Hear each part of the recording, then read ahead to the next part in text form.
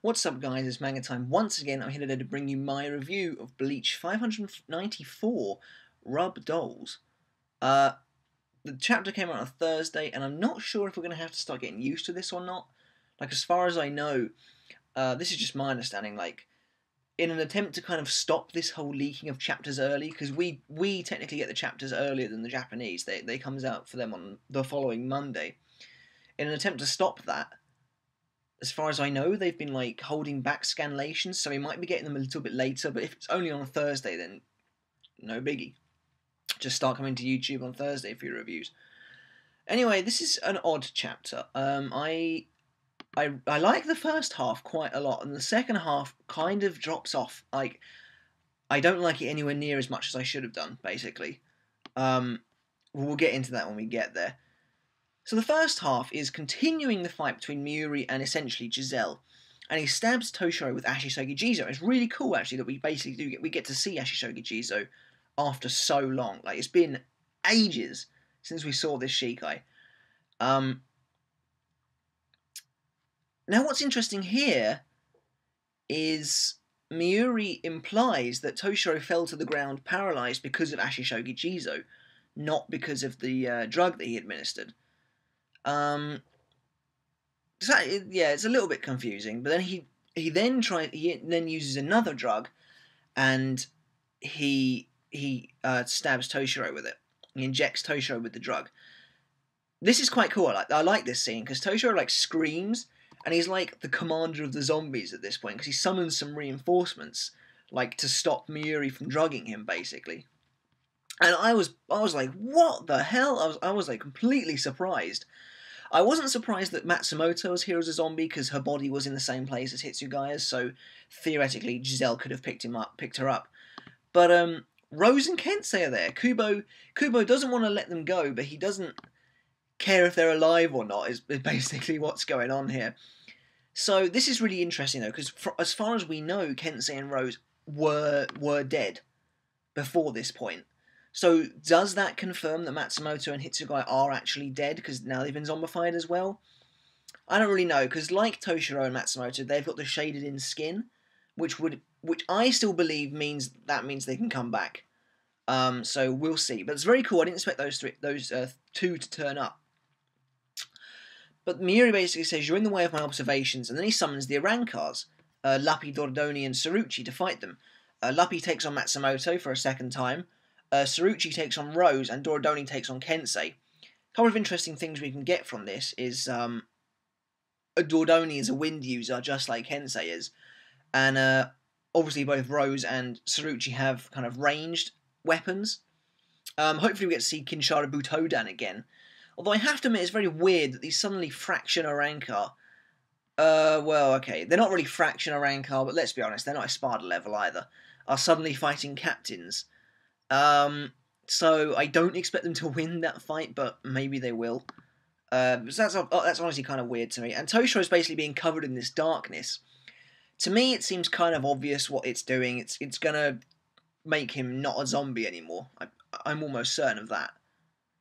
However, then we swap over to the second half of the chapter, and this is where things get really weird.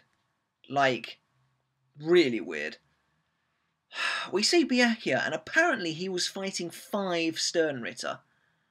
And he's defeated Candice Catnip, I don't really care about that, but he's defeated Colonel Sanders and Nananajakoop. Off screen. That's bullcrap. Honestly, like, seriously, if they're actually down, which I don't think they are, I'm almost certain all 3 of them are going to get up again. But if they're actually down for good, Kubo, what the hell? Like, seriously, Colonel Sanders has received a fair bit of hype, and if that, I mean, I know Byakuya is meant to be like considerably stronger now, but that is rubbish. Anyway, I mean, come on, Nanana was clearly supposed to fight Renji. Anyway, Lil Toto and Meninas are still around, and Lil Toto's like, the rest of them are useless, but Meninas seems to believe it was only appropriate that they were the only ones to last longer because of their abilities, which would imply that Colonel Sanders and Nanana don't have particularly, battle-orientated abilities, but I'm still pretty certain Colonel Sanders is super speed. Anyway, Lord Toto questions that Byakuya is the same person who was defeated by Asnot in the first invasion, and she then wishes that Pepe was around. Menanas then claims that Pepe was disgusting, but before anything else happens, Hisagi can show up. And before we move on, I just want to quickly mention, I think it's interesting that we're back to seeing some of the other Fenritters now. To me, that kind of implies that maybe Giselle is the strongest, and maybe she's actually going to be defeated last at this rate. Because we appear to have moved away from that fight now.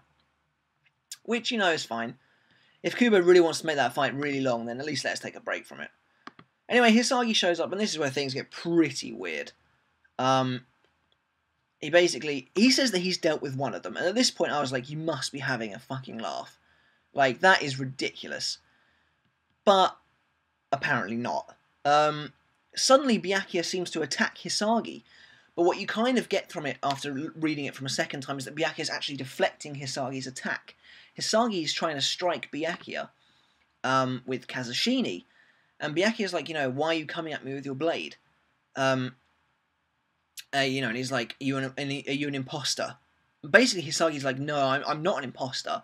I'm trying to do this for the sake of Pepe-sama. And at this point, I was like, well, we've seen this before. This is just Tsukishima all over again. And basically, we see Pepe, and he's kind of watching from far away, a bit like he was when the, you know, the Research and Development Department was going under attack in the first invasion. Now, Pepe starts doing this really weird kind of dance, and he's like, you know, he basically says that you've only got one heart, and if I've got my eye on you, I'll split your heart and then make it all mine. He then reveals that he's Sternritter L the Love, Pepe. We don't get his surname yet, and it's pretty cool that we finally got his letter. He's not the C that I was expecting. In fact, he's not even the M I was expecting. And this kind of debunks the whole theory that L, M, and N were going to be some kind of trio, which I'm kind of glad. But it's very cool to finally get his letter. But at the same time, I'm definitely a bit underwhelmed. I mean, the ability is very overpowered. All he has to do is get someone with his heart-shaped attack like that, and they basically just fall in love with him and will do anything for him. It's very Tsukishima-esque, it's very Zamari-esque, and it's just a little bit recycled that Byakuya is fighting someone like this again. If it even goes down like that, because the end of the chapter is very weird. It's a very weird ending. But yeah, I hope Byakuya... I mean, I always thought that Byakuya might fight Pepe, because Pepe's got the whole eye theme going on, and it was very similar to Zamari, but then so did Asnot.